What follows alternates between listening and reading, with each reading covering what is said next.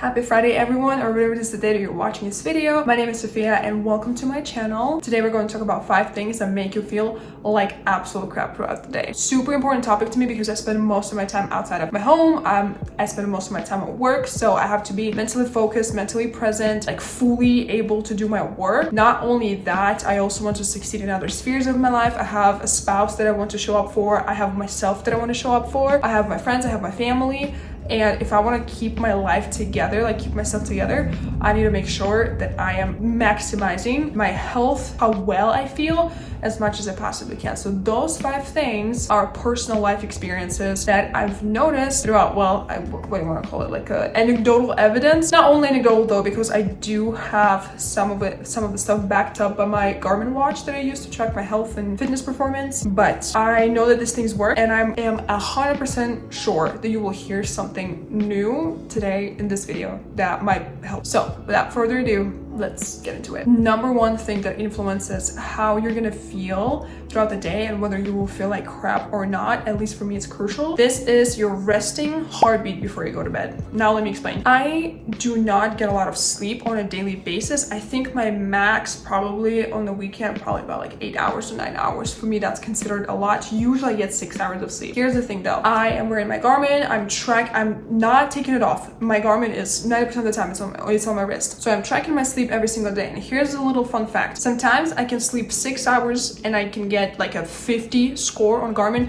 If you guys are not aware, Garmin, when you wear it consistently, overnight it calibrates and it gives your sleep a score. Every morning you wake up and there's this thing called morning report, so you can track your sleep and other things. And I notice when I go to bed with a higher heartbeat, so what does that mean? That means I'm more anxious. That means I am like thinking about something, I'm stressing about something. I am not fully into the mode to go to bed, but I go to bed with the higher resting heartbeat rate. I do not sleep well. I consistently get a super low score on my Garmin. Every morning that I wake up and I'm looking at my sleep score, I consistently get like 50 or 40. So when I do have slower, or I guess you want to say lower resting heartbeat, I get much better sleep, even though I sleep the same amount of hours. So for example, I can sleep 6 hours and I can get my sleep score of 40, or I can sleep 6 hours and I can get my score of 80 something. And the difference is your resting heartbeat that you have before you go to bed. And here's why. At least again, this is just my experience. When I actually have a routine before bed, when I let my body and my mind know like, hey Sophia, we're going to go to bed soon, calm down, here's your little sleep tea, here's a little chamomile tea, here's your little routine. I have a pretty extensive nighttime routine, I want to say. I don't always follow it. Sometimes I sleep off and I just go to bed like in my makeup. So that happened before, but usually I try to be very good about my night routine. So for example, this past week my night routine has been like a scalp massage for my hair growth with my little hair oil. I do, what is it called, like high intensity wand or whatever it's called on my head. I turn the lights off, I turn the fan on in the bedroom, I watch a show, I drink sleepy time tea. I think that's what it's called. If you like, it's literally called sleepy time tea. So essentially I'll let my body know like, hey, I am going to bed. Don't raise your heartbeat, don't stress about anything, I'm going to bed. And in those situations when I do go to bed earlier and when I do prepare myself to go to bed, so I am consciously like letting myself know, no more stress, no more anything, we're going to bed, like this is what you're gonna expect. My heartbeat is lower before I go to bed and my sleep is better. If your heartbeat is higher while you sleep, you may experience restless sleep, you might not get enough deep sleep or REM. Especially I noticed on the nights when you constantly get dreams, like there's consistent dreams, usually those are the nights that I don't sleep well because my brain keeps working, and that's usually not too cool. So number 1 thing that helps me feel better throughout the day, or in other words that would otherwise have me feel like crap throughout the day, lower heartbeat before I go to bed. That's the key. All right, number 2 is the screen time. Oh my gosh. If you work in the office, if you work in the computer, you probably are familiar with the headache that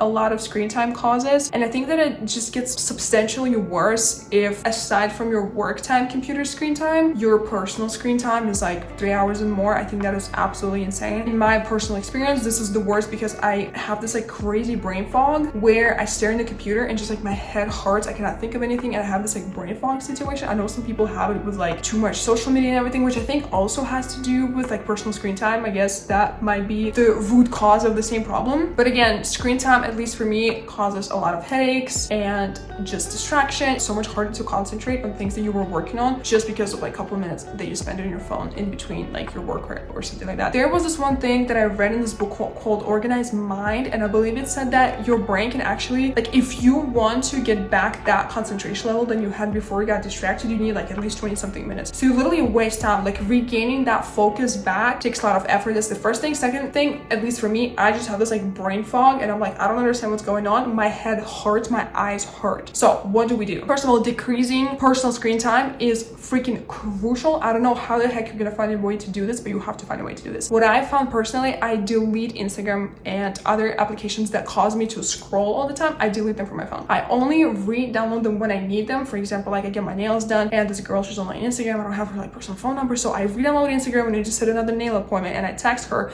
and then I delete the app again because I'm like, I know if I have it on my phone, every single time I have a minute, I'll be scrolling. So whatever it is that you need to do, whether you need to delete the app, whether you need to brick your phone, whether you need to get a flip-flop phone or whatever it's called, flip phone, right? Like a flip phone and do that. That's up to you, whatever works for you. One thing that I do want to say about screen time in the office is blue light glasses. Blue light glasses are amazing. I forgot mine somewhere far away from home, so I am not gonna have them back for a moment, but blue light glasses are essential for me at work because I just noticed such a big difference with like how this part of my like head feels after my work day. Absolutely life-changing. So blue light glasses for me work amazingly. Another thing for screen time, well, this is going to be for personal screen time, but there's this app called Forest, and if you have an iPhone, it is not a free app. I believe it's like $5 or something like that. So what happens is you download this app, it limits your access to applications on your phone, and you can choose which applications you want to include there and which not. So it will not let you use your camera, it will not let you use your browser, it will not let you use your social media and everything. And really cool app, works for me. I notice all the times when like my phone is like just my hand is just reaching for my phone out of pure habit, but I remember that my Forest, like this application is going, so like my timer is set so I cannot use my applications on the phone. There's like no need for me to touch the phone anymore. So I catch myself so often like trying to reach for the phone, and then I understand, oh, like it's basically bricked. I cannot do anything and I don't need it anymore. And then like 5 seconds later, I even forget what I needed it for in the first place, like the reason why I was reaching for it in the first place. Okay, let's talk about number 3, and this is the absolute vein of my existence: excess caffeine. I am such a caffeine addict. I kid you not, 2 monsters a day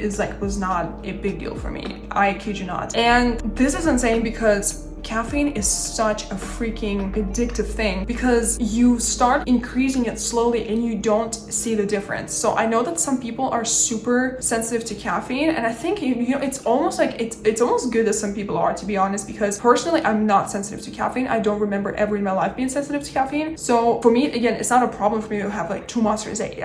My heart's not gonna race, I'm not gonna feel weird. But even though I'm not gonna feel weird like some people say that they feel after caffeine, like jittery and like whatever, I'm not gonna feel like that. But I'm going to feel anxious. I'm going to feel anxious the whole entire freaking day, especially if I combine it with lack of sleep plus a lot of caffeine. Together is a freaking insane combination. I'm just gonna feel like crap. I'm gonna cry, I'm gonna lash out on everyone, I'm gonna be super angry, I'm gonna be super anxious. I am going to have all these thoughts in my head distracting me from everything that I need to be doing in that day. So excess caffeine is not a good thing for you. The recommended maximum daily dose is 400 milligrams of caffeine. For example, I'm telling you as a professional, on energy drinks, I'm actually a professional. For example, 1 can of Monster contains like, I think 100 something milligrams of caffeine. So say, just like an estimate, say 4 Monsters a day would be like, I don't want to say that it's okay to drink 4 Monsters a day, no, but like I'm just like trying to give you an example of how much caffeine is contained in like all those different drinks. If you're drinking something like Celsius or Alani or Barbell energy drinks, they have 200 milligrams each. So technically 2 of those a day would be your maximum recommended caffeine amount. And here's a little something: 400 milligrams of caffeine is like a little tricky gray zone. Here's the thing: you may not necessarily be having energy drinks every single day, but you can still be having excess caffeine. And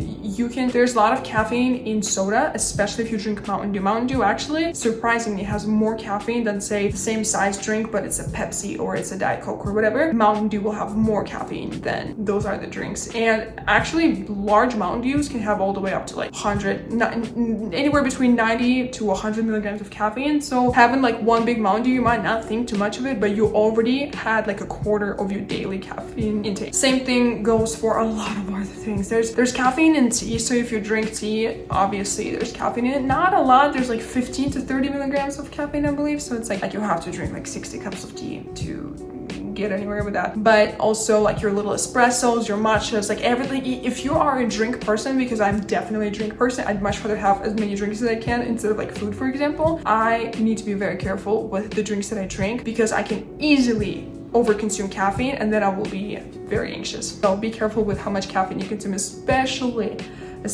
if you're very sensitive to caffeine. And I also know that if you're on certain medications, caffeine can badly influence you. So if you're on any antidepressants, if you're on any medications that might make you more sensitive to caffeine, please like check in with Google, just see whether it is the case or not, and be careful with how much caffeine you consume. Okay, let's talk about number 4. And this one is this one. If it happens, it ruins the rest of my day. So like first part of my day can be perfect, but if the second part of my day starts with that, my day is ruined. And this is having a lot of carbs for lunch. This one is going to make me feel like absolute crap the rest of the day. Even if I felt the most amazing in the morning, if I have too many carbs during lunch, I will feel terrible. It will only feel good the second you eat it. The moment you're done eating your highly carbonated lunch with a lot of carbohydrates, that's what I'm trying to say. The moment you finish your lunch with a lot of carbohydrates, you feel like absolute crap. Instant fatigue or almost instant fatigue, right? Depending on like how fast you absorb these carbs, how fast they start pouring into your bloodstream, all this glucose, all this sugar. Because as far as I understand, carbs is like what it essentially breaks down to, like it just becomes sugar and glucose. So every single time that I have a lot of carbs for lunch, I feel like absolute crap. I feel full in my stomach, not the good full, not the healthy full that I feel with a healthy dinner. I feel the bad type of full, and I'm sure you know what I'm talking about. The uncomfortable, I should not have done that type of full.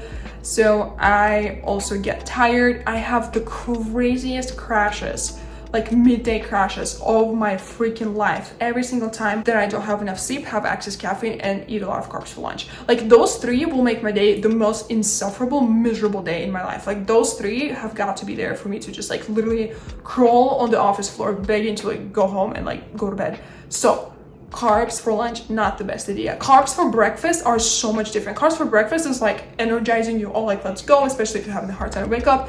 Put that sugar in your freaking body, okay, whatever. I personally don't like too many carbs for my breakfast either, but carbs for breakfast is understandable. Carbs for lunch just make you feel like crap for the rest of the day. For the rest of the day, you're just gonna feel like crap, and then you're gonna eat more for dinner. So you can start your day with like, especially if you're on the diet, you start your day perfectly. Oh, like a little breakfast, and then you have carbs for lunch, and then you're gonna get hungry like 1 hour later after you had a lot of carbs for lunch. Your whole diet is ruined, your mood is ruined, you are not feeling your brightest, you're not feeling your best, you get tired so much. It's just not good. Number 5 and the last one in my list is being sedentary.